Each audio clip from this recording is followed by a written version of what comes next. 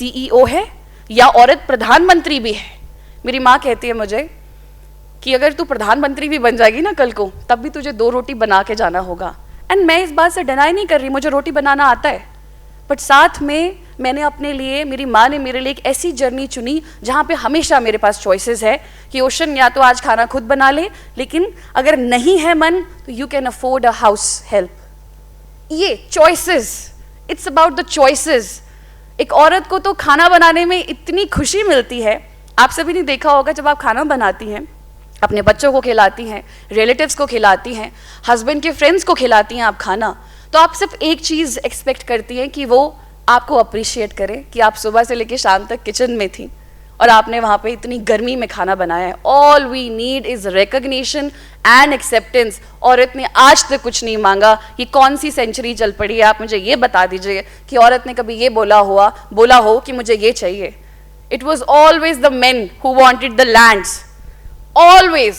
विश्व युद्ध देख लीजिए, वर्ल्ड वॉर 1, वर्ल्ड वॉर 2, क्या कभी किसी ने सुना कि किसी महिला की वजह से विश्व युद्ध हुए? नहीं हुए। हमें नहीं चाहिए। We were always the nurturers, we were always the givers. पर अब क्या चाहिए हमें? वाई दिस फेमिनिज्म का एक सवाल आता है तो वी आर लाइक, इनफैक्ट मैंने बहुत सीनियर ऑफिसर्स को देखा है, they distance themselves from the word feminism. अरे इसमें बुरा क्या है? क्या बुरा है इसमें? हम सब ने पढ़ा है फेमिनिज्म क्या है। इक्वल अपॉर्चुनिटी, फिजिकल अपॉर्चुनिटी नहीं, सेरिब्रल अपॉर्चुनिटी, यही फेमिनिज्म है। लेकिन आज भी बहुत सारी लेडीज हैं, वो ये बोलती है नहीं, I don't talk about feminist, I am not a feminist, I am a humanist. अरे क्यों? औरत होना तो अपने आप में एक बहुत गर्व की बात है, ये कोई श्राप नहीं है। हाँ, सोसाइटी ने इस तरीके से इस चीज को बना दिया। वैदिक सेंचुरी की बात मैम भी कर रही थी कि वेदों में पढ़ा है, हमने भी पढ़ा है, आपने भी पढ़ा होगा। लोपामुद्रा का नाम आपने सुना, गार्गी का नाम आपने सुना, मैत्री का नाम आपने सुना, घोषा का नाम सुना। ये 4-5 औरतों का नाम आज तक क्यों चल रहा है? क्योंकि ये वो औरतें थीं जो उस समय मेल डोमिनेटेड सोसाइटी में वेदों को पढ़ गई, वेदों का अध्ययन कर गई।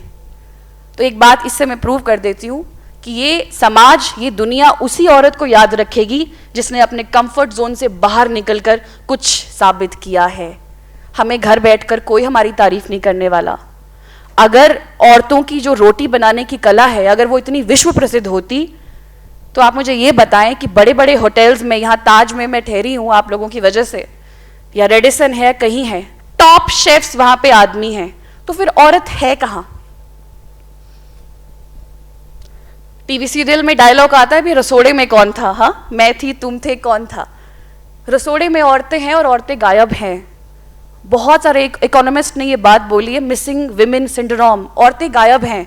औरतें कहाँ हैं? औरतें दिखती तो हैं। We are 48% of the population, पर हम क्या रसोई में हैं? और अगर हम रसोई से बाहर निकलने में भी हम हो गई सक्सेसफुल, तो हम वर्क प्लेस में हैं। उस वर्क प्लेस में जहाँ वर्क प्लेस को अभी तक समझ ही नहीं आया कि हमारे साथ करना क्या है। रीसेंट डिबेट चल रही थी अभी मेंस्ट्रुअल लीव की। मैं इसमें किसी के विरुद्ध नहीं बोलना चाहती, अपनी बात करूंगी। क्या प्रॉब्लम है मेंस्ट्रुअल लीव देने में? ऐसी कौन सी महिला है, ऐसी कौन सी माँ है जिसने मेंस्ट्रुएशन का सामना नहीं किया?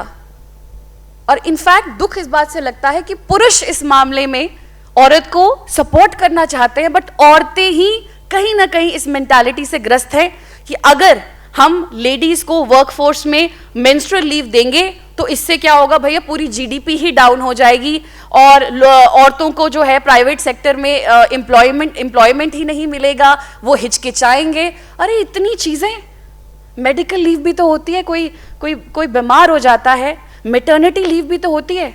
आप मुझे ये बताएं, अगर इस प्रकार का विचार था फिर तो कभी औरतों को मैटरनिटी लीव भी ना मिलती। हम as a society we are failing to accept the basic things. कुछ बेसिक चीजों पे हम लोगों को अपनी सहमति बनानी होगी। मैं आप लोगों से क्यों कह रही हूं? क्योंकि आप महिलाएं हैं जो लीडरशिप रोल्स में हैं, और जो औरतें लीडरशिप रोल्स में होती हैं वही गवर्नेंस में डाइवर्सिटी ला सकती हैं और प्रो वुमेन चीजों को ला सकती है। आप विधानसभाओं का हाल देख लीजिए, आप पार्लियामेंट का हाल देख लीजिए, हमारी बात करने वाली महिलाएं कहाँ हैं? हिमाचल प्रदेश में चुनाव थे अभी, मैं बहुत सारी लेडीज से मिली इसमें, क्योंकि हम लोगों को देखने होते हैं चुनाव, काउंटिंग भी हम लोग ही करवाते हैं। ये औरतें बसों में भर के इन लेडीज को लेके जाया जाता है।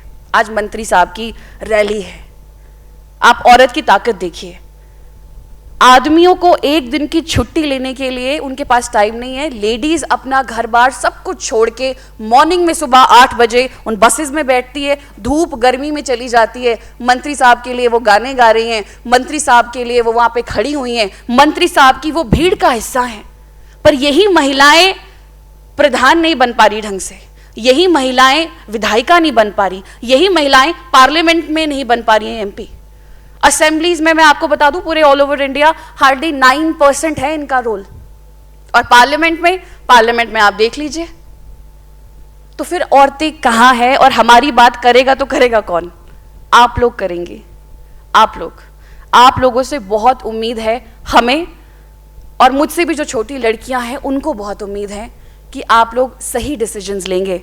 हम सही डिसीजंस कैसे लेते हैं? हम सही डिसीजंस तब लेते हैं जब हम अपने आप में उसको इम्प्लीमेंट करते हैं, हम सही डिसीजंस लेते हैं।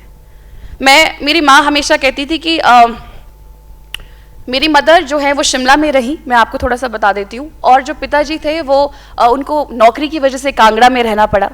उनको अपने माँ बाप को भी देखना था, पिताजी को, दादा दादी को, जो कि बहुत ज़रूरी था, और मेरी माँ को नौकरी की वजह से शिमला रहना पड़ा। फ़ायदा ये हुआ कि हम लोगों को एक अच्छी स्कूलिंग मिल गई। डीएवी को कंपैरेटिवली अच्छा स्कूल माना जाता है हिमाचल में, और वैसे भी ऑल ओवर इंडिया भी हमें अच्छी स्कूलिंग मिल गई।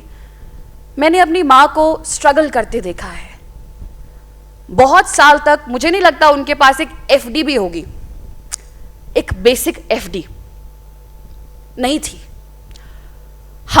मैं आपको एक और चीज़ बताना चाहती हूँ। मुझसे छोटी बहन है और वो आप लोगों के बैंक से लिंक्ड है, क्योंकि 2019 में वो प्रोबेशनरी ऑफिसर के रूप में आई थी, और अभी आभा शर्मा जो मेरी सिस्टर है वो circle head mall road Shimla में वहाँ पे मैनेजर है।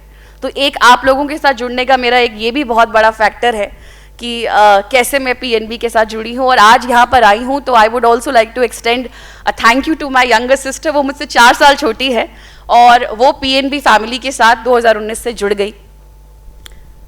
हम लोगों ने बचपन से अपनी माँ को स्ट्रगल करते देखा है, और आपकी बेटियों ने भी आप लोगों को देखा होगा। माँओं के लिए हमेशा एक ज़्यादा जिम्मेदारी होती है। वी यूज टू आस्क कर कि आपने हाथ में कंगन नहीं पहने, आपने हाथ में कोई सोने की अंगूठी नहीं पहनी, क्या हुआ, क्यों नहीं पहनी? हम भी देखते हैं। शी नेवर डिड, क्योंकि उनका प्रायर जो फोकस था वो ये था कि लड़कियों को कुछ बनाना है, कुछ बनाना है। आज मैं यहां खड़ी हूं, it's all because of my mother, all the sacrifices of her. She used to say मुझे एफडीज की जरूरत नहीं है, तुम लड़कियां मेरी रियल एफडी हो। आप प्लीज ये भी आप अपनी लाइफ में मैं जानती हूँ आप सभी की बच्चियां बहुत अच्छी पढ़ रही होंगी, बट जो आपको एक औरत ऐसी मिलती है जिसको इतना ज्ञान नहीं है, आप उन लेडीज को आप प्लीज इंस्पायर कीजिए कि अपनी बच्चियों की एजुकेशन पे खर्चा करो। ये पूरी जिंदगी की इन्वेस्टमेंट है, और इससे ज्यादा रिटर्न्स किसी इन्वेस्टमेंट में नहीं मिलेंगे आपको जितना आप उस लड़की की एजुकेशन पे कर दोगे इन्वेस्ट। क्योंकि एजुकेशन का मतलब सिर्फ एजुकेशन नहीं है, एजुकेशन का मतलब है कि मैं अपने आप को पहचान गई कि मैं क्या हूं, और जब मैं एक बार अपने आप को पहचान गई तो फिर जो बेसिक वैल्यूज मैं अपनी लाइफ में होल्ड करती हूं मैं उनसे कभी कॉम्प्रोमाइज नहीं करूंगी। चाहे वो फिर मेरे पेशे की बात होगी, जो वैल्यूज मुझे मेरे माँ बाप ने सिखाई, जो वैल्यूज लेकर मैं एडमिनिस्ट्रेशन नौकरी में आई, मैं कभी कॉम्प्रोमाइज नहीं करूंगी। And the same applies in my personal life also. जो वैल्यूज चीजें मेरी वैल्यूज के बिल्कुल अगेंस्ट है, मैं हमेशा अपने राइट्स के लिए लड़ूंगी। मैंने लड़ा है, मैंने किया है, मैंने देखा है। मैंने पर्सनल लाइफ में एक बहुत बड़ा सेटबैक देखा है जो कि एक्सपेक्टेड नहीं था, बट क्या कर सकते हैं। फिर ऐसी क्या ढाल थी मेरे पास? जो मेरी ढाल थी वो मेरी नौकरी थी। इस नौकरी ने मुझे बहुत ताकत दी, इस फाइनेंशियल इंडिपेंडेंस ने मुझे डिसीजन मेकिंग की पावर दी, और डिसीजन मेकिंग पावर के साथ करेज आता है, और उस करेज की वजह से मैं ऐसे फैसले ले पाई जो मेरी आने वाली बची हुई ज़िंदगी के लिए मुझे लगा बेहतर है। And I am proud of my self कि मेरे माँ बाप ने मुझे ऐसे एजुकेशन दी और मैं फैसले ले पाई। लाडली फाउंडेशन से जुड़ने के बाद मैंने बहुत सारी जगहों पे ये देखा कि सिर्फ फाइनेंशियली इंडिपेंडेंट होने से करेज नहीं आता। बहुत सी टॉप पोस्ट पे औरतें बैठी हैं और उनके साथ जब कुछ चीज़ें बुरी होती हैं वो उसको इग्नोर कर देती हैं, वही लोक लाज, ये हो गया वो हो गया। बट मैं फिर भी आप लेडीज से ऐसा कहूँगी कि हम अपनी बेटियों को ये सिखाएं कि लाइफ में जब डिसीजन लेना है तो अपने आप को प्रायोरिटी रख के देखें। जिंदगी एक बार मिलती है, इसको कॉम्प्रोमाइज करने की जरूरत नहीं है। इसमें हर प्रकार के लोग आपको मिलेंगे, अच्छे लोग मिलेंगे, बुरे लोग मिलेंगे, बट ये जिंदगी आपकी है। और इसीलिए करेज बहुत इंपॉर्टेंट फैक्टर है, और वो करेज तभी आता है जब आप अपनी रियल वैल्यू समझती